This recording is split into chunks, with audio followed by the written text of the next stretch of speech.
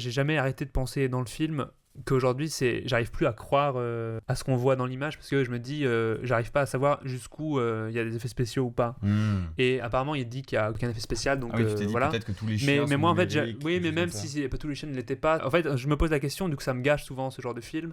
Est-ce que ça, c'est la faute du cinéaste Bah c'est la faute du cinéma. C'est le cinéma qui a évolué de cette façon. C'est ça, mais est-ce que l'enjeu, du coup, c'est pas pour les cinéastes de se dire, en fait, il suffit pas de montrer des choses, mais aussi de les mettre en scène. C'est-à-dire que si je mets quelque chose d'impressionnant, en l'occurrence un tigre ou une meute de chiens, Oui. en fait, il faut que je sache soit bien le cadrer, soit bien le montrer, soit bien l'éclairer, parce que de toute façon, le seul fait qu'ils existent, qu'ils soient dans le champ ne suffit plus. Et quand je vois cette meute de chiens, je me dis pas, ah, cette meute de chiens, elle est impressionnante, je me dis, ah, le cadre de cette meute de chiens est super beau. Oui, mais c'est vrai que c'est là qu'il faudrait tendre en fait. Il faudrait tendre à presque réussir à s'en foutre de la nature des effets spéciaux et de profiter de qu'est-ce que ça crée concrètement, matériellement. Mais du coup, je me demande comment est-ce qu'un cinéaste pourrait réussir à rendre réels ces objets dont on se demande s'ils sont faux ou pas.